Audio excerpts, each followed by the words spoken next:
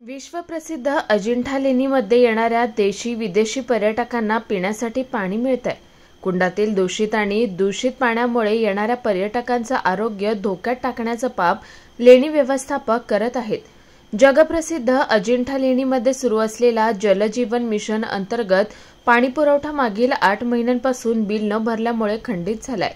तेव्हापासून पर्यटकांना लेणीच्या परिसरात टॉयलेट बाथरूमसाठी वापरलं जाणाऱ्या कुंडातील दूषित पाणी पिण्यासाठी दिलं जात आहे। याच ठिकाणी पाणी फिल्टरच्या नावाखाली एक आरो प्लांट बसवण्यात आलाय, पण या पाण्याची कुठलीही एवढ्या महिन्यात चाचणी झालेली नाहीये। आमचे प्रतिनिधी सुनील वैद्य यांनी झिरो ग्राउंड जाऊन सर्व माहिती घेतली आहे। संबंधित अधिकारी यांच्याशी संपर्क केला असता त्यांनी कॅमेरासमोर येऊन बोलण्यास टाळाटाळ केली आहे। रोल। नमस्कार, मी सुनील वैद्य।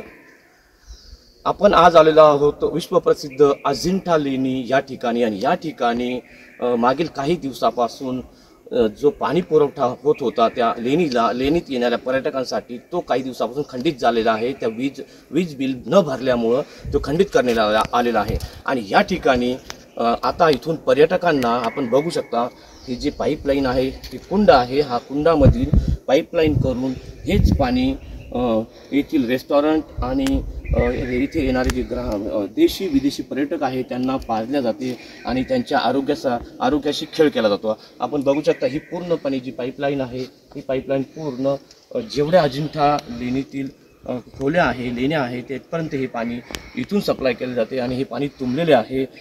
येथे येणारे जे पर्यटक आहेत त्यांच्या आरोग्याशी अजिंठा लेणीचे जे व्यवस्थापक आहे, MTDC असू द्या, पुरातत्व विभाग असू द्या, हे जीवाशी खेळ करीत असल्याचे चित्र समोर आलेले आहेत। आणि आम्ही तुम्हाला हे चित्र दाखवत आहे की हे बघा, हे जो पाईप आहे, पाईपापासून इथं विजेचा पंप आहे, हा पंपातून हे पाणी अजिंठ्याच्या लेण्यापर्यंत पोहोचते आणि तेथेच हे पाणी तेथे येणाऱ्या पर्यटकांना पाजले जाते आणि त्यांच्या आरोग्याशी खेळ या ठिकाणी सुरू आहे।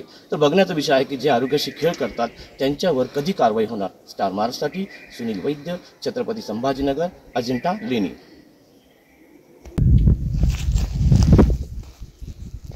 सूत्राकडून मिळालेल्या माहितीनुसार अजिंठा लेणीमध्ये याच कुंडातील पाणी पिण्यासाठी पर्यटकांना दिले जाते आणि ते पिण्यायोग्य आहे किंवा नाही याची शहानिशा करण्यासाठी आम्ही ह्या कुंडातील एक पाण्याची बॉटल घेऊन पूर्ण हे सॅम्पल पाणी तपासणीसाठी देणार आहोत आणि हेच पाणी खरंच पर्यटकांना पिण्यायोग्य आहे किंवा नाही हे एक बघण्याचा विषय आहे।